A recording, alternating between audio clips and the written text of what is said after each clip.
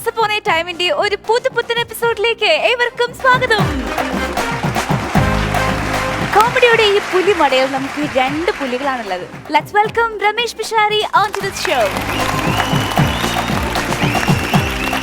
Yet another comedy maestro, Saju Navodaya. Let's welcome the performer. It is Mahadevan from Alapura.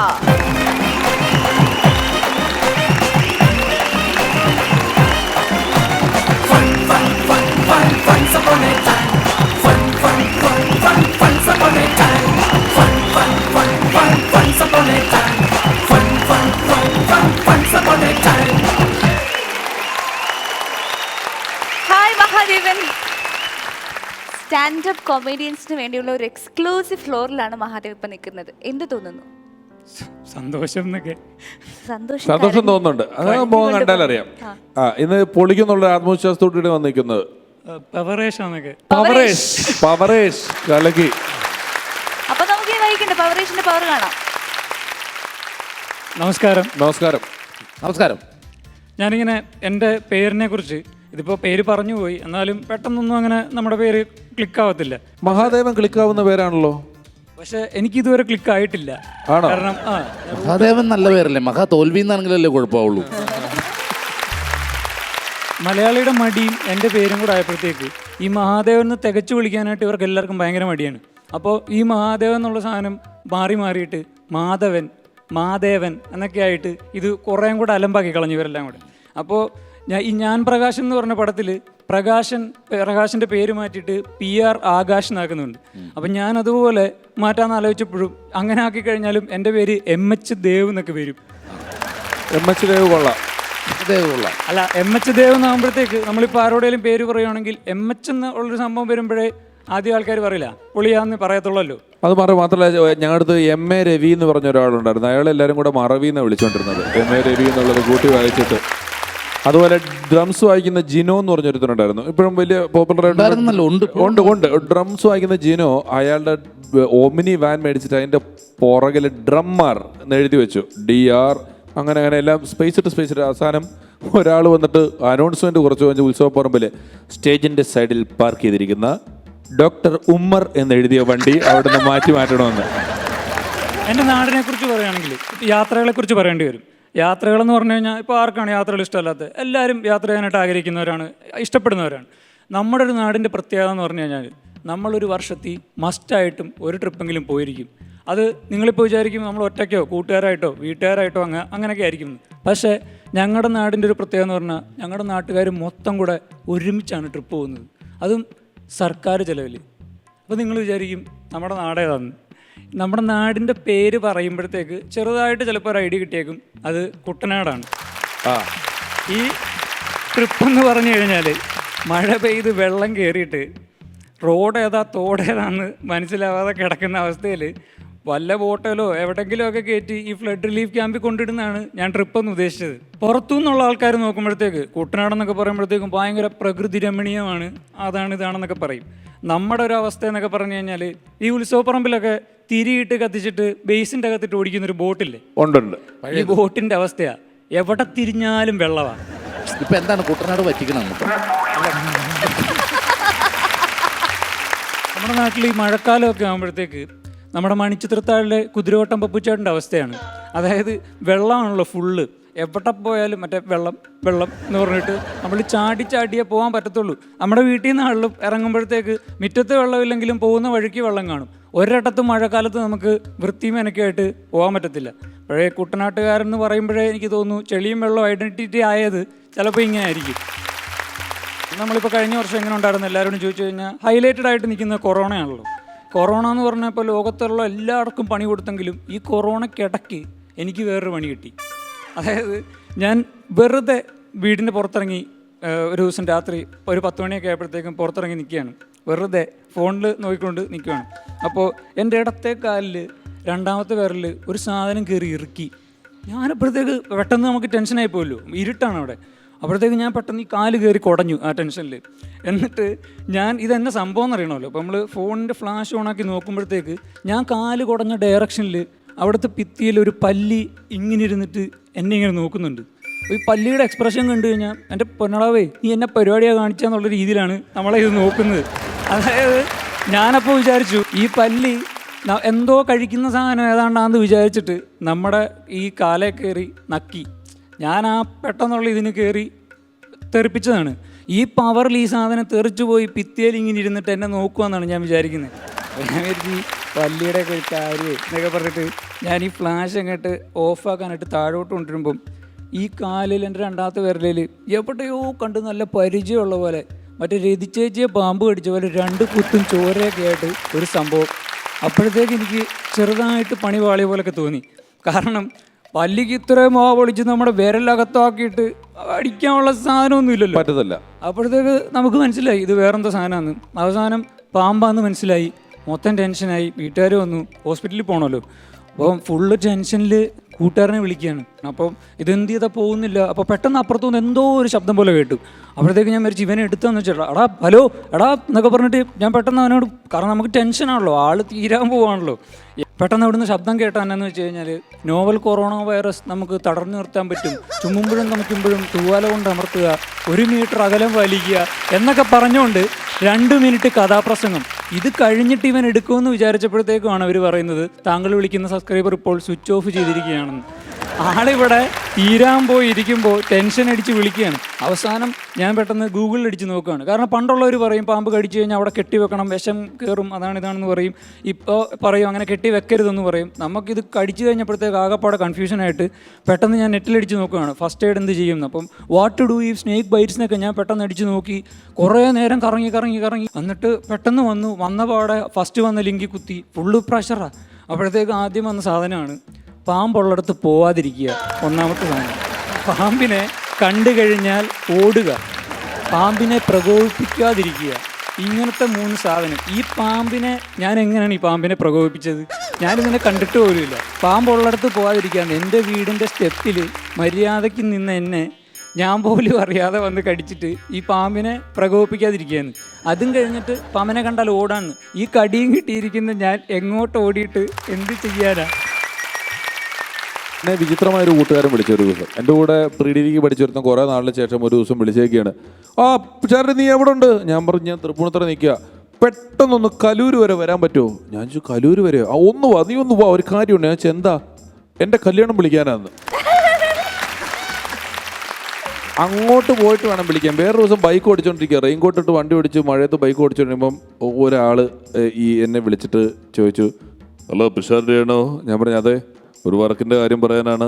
അപ്പം ഞാൻ പറഞ്ഞു sir ഞാൻ bike ഓടിച്ചുകൊണ്ടിരിക്കുകയാണ്, ഞാനൊന്ന് ഒതുക്കിക്കോട്ടെ എന്ന് പറഞ്ഞിട്ട് ബൈക്ക് എടുത്തൊരു കടയുടെ സൈഡിൽ കയറ്റി വെച്ച് നിർത്തിയിട്ട് ഞാൻ തിരിച്ചു വിളിച്ചു, ആ ഹലോ സാർ, ആ പിഷാരുടെ അല്ലേ? അതെ, ആ ഒരു വർക്കിൻ്റെ കാര്യം പറയാൻ വേണ്ടി വിളിച്ചാ. ഞാൻ ചോദിച്ചു എന്ത് work?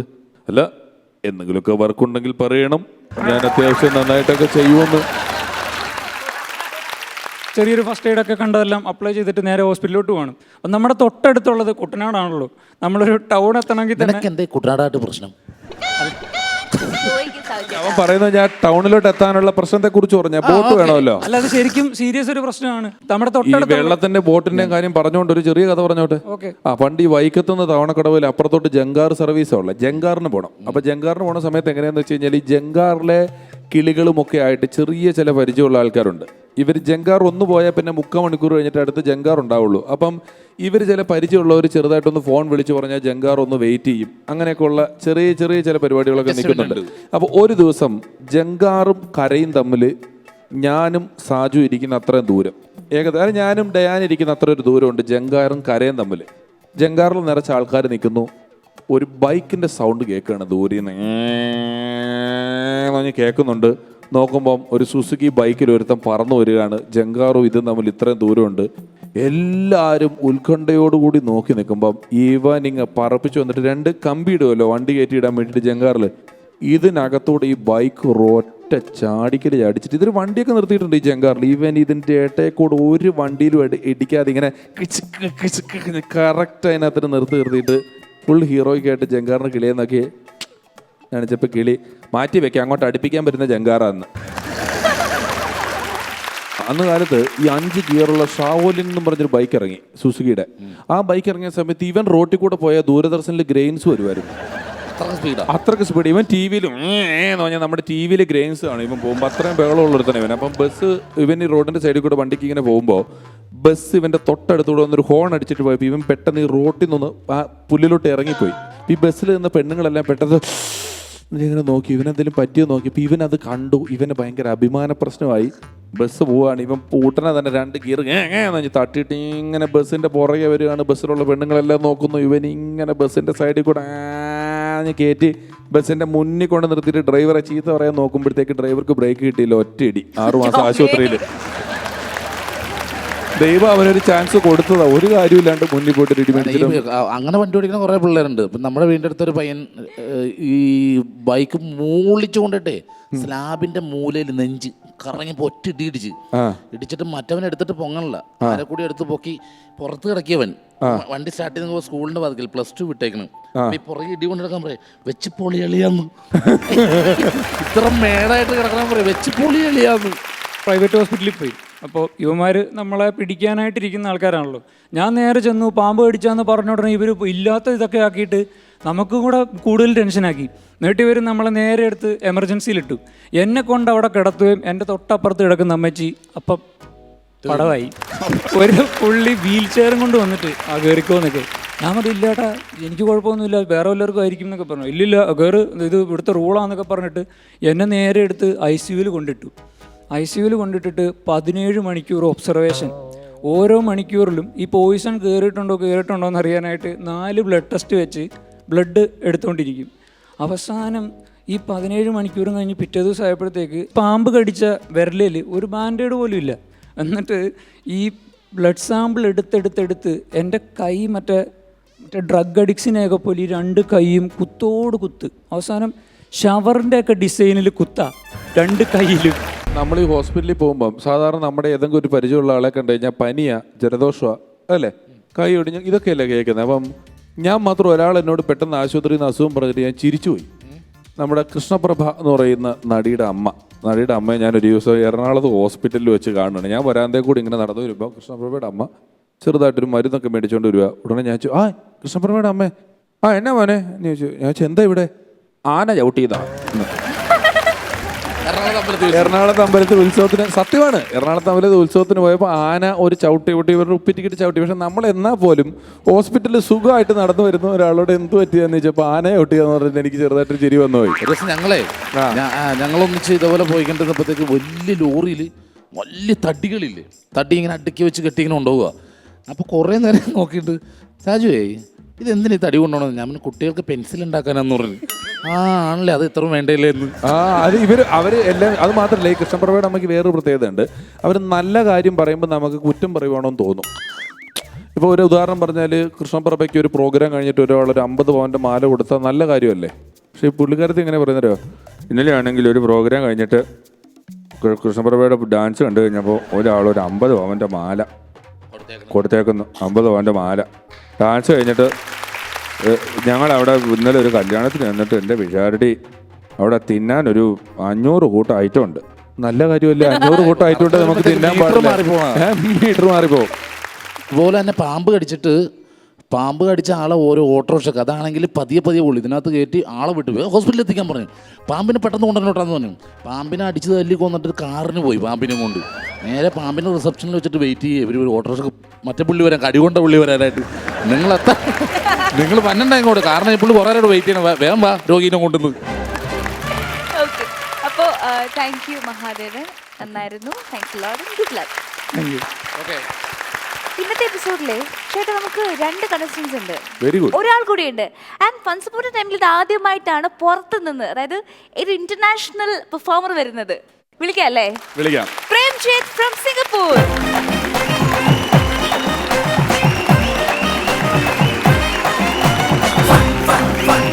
Once upon a time, once upon a time. Hello. അയ്യോ കേക്ക് മാമൻ.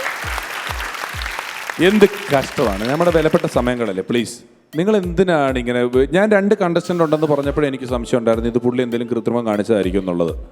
അല്ല അതല്ല. അല്ല ആണ് പ്രേംജിത്ത് എന്നൊക്കെ ഉള്ള പേര് കിട്ടി കോട്ടും ഒക്കെ ഇട്ടുകൊണ്ട് ഇങ്ങനെ വന്ന് നിന്ന പരിപാടിക്ക് മോശമല്ലേ ചേട്ടാ? എൻ്റെ സ്വന്തം പേരിൽ ഇവിടെ വന്നു കഴിഞ്ഞാൽ നിങ്ങൾ എന്നെ ഇവിടെ ഈ പരിപാടി ചെയ്യിക്കില്ലെന്ന് അറിയാം.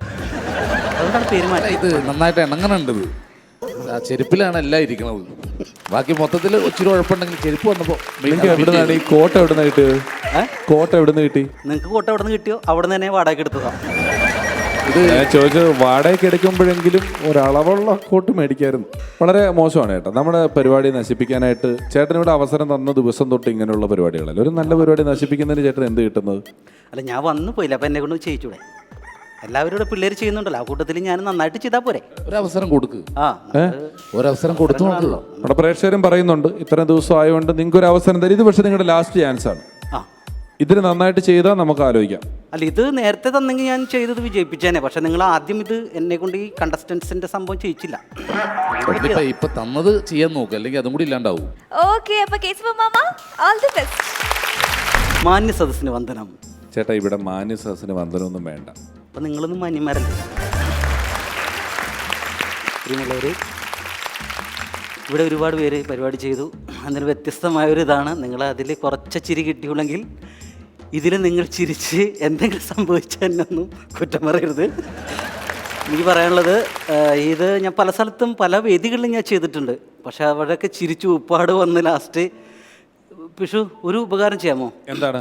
എൻ്റെ ഈ ഷോ ടെലികാസ്റ്റ് ചെയ്യുമ്പോൾ അതിൻ്റെ അടിയിൽ കൂടി സ്ക്രോളിങ്ങിലൂടെ എന്തെങ്കിലും ഒന്ന് എഴുതി കാണിക്കാമോ? എന്ത്? ഇത് കണ്ട് എന്തെങ്കിലും ആൾക്കാർക്ക് ചിരിച്ച് വല്ലതും സംഭവിച്ചാൽ ഞാൻ ഉത്തരവാദിയും അല്ല, ഈ ചാനൽ ഉത്തരവാദിയില്ലാന്ന് പറയണം. ഞങ്ങൾ എഴുതിച്ചോളാം, അതൊക്കെ എഴുതിക്കോളാം. ഞാൻ പറയാൻ പോകുന്നത്, എൻ്റെ വീടിൻ്റെ അടുത്തൊരു സുഹൃത്തുണ്ട് എനിക്ക്. വീടിൻ്റെ തൊട്ടടുത്തൊരു മരുഭൂമിയുമുണ്ട്. ആ, വീടിനടുത്ത് എവിടെയാണ് മരുഭൂമി ഉണ്ടാകുന്നത്? അല്ല, ഇവിടെ പിള്ളേർ വന്ന് കഥ പറയുമ്പോൾ അവർ വീടിൻ്റെ അടുത്തെന്നും പറഞ്ഞാണ് പറയുന്നത്.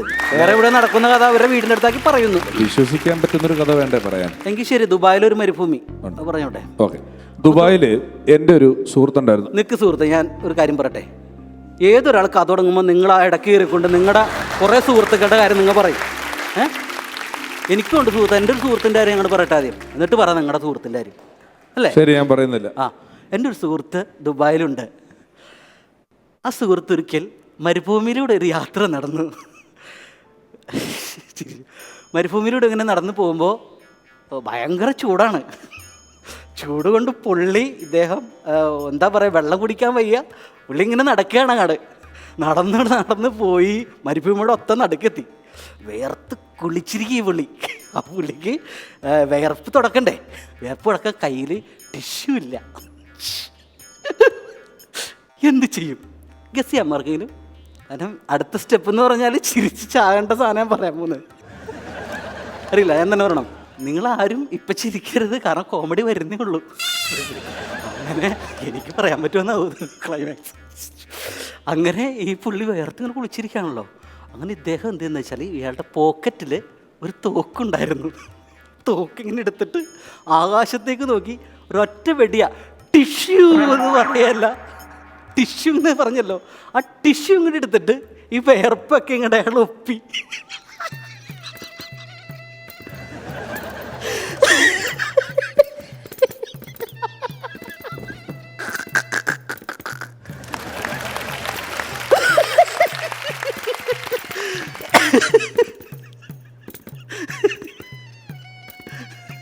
കമൻറ്റ് പറയുന്നില്ല, കമൻറ്റ് പറയരുത്. അപ്പം ഇത് വേർപ്പ് ഒപ്പിയല്ലോ. ഒപ്പിക്കഴിഞ്ഞതിന് ശേഷം കോമഡി ഇല്ലല്ലോ. എന്താ കോമഡി ഇല്ല ഇതിലോ?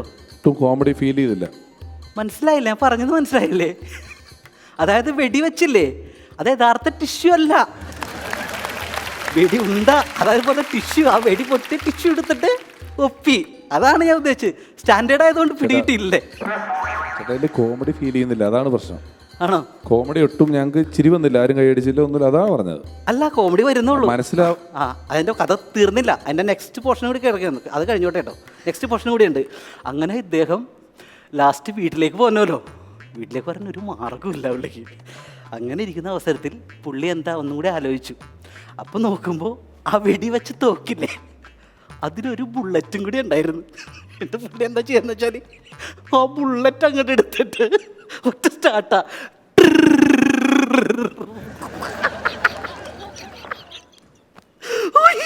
എന്താ പൊന്നെ,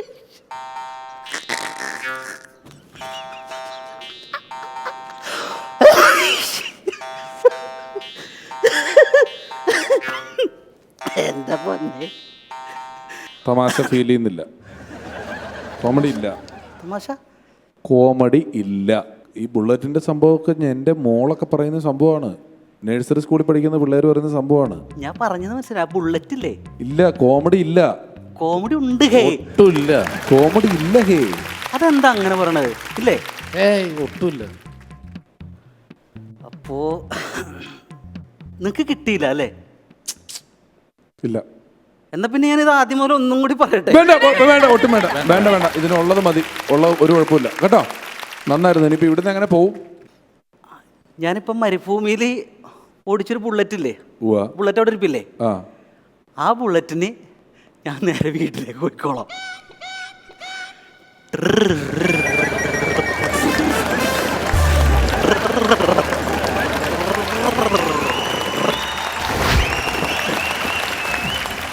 അങ്ങനെ ഫൺസ് അപ്പോൺ എ ടൈമിന്റെ മറ്റൊരു സൂപ്പർ ഡ്യൂപ്പർ എപ്പിസോഡാണ് ഇവിടെ പൂർണ്ണമായിരിക്കുന്നത്. പൊട്ടിച്ചിരികളും തമാശകളുമായി വീണ്ടും നമുക്ക് അടുത്ത എപ്പിസോഡിലൂടെ കാണാം. Until then, bye bye.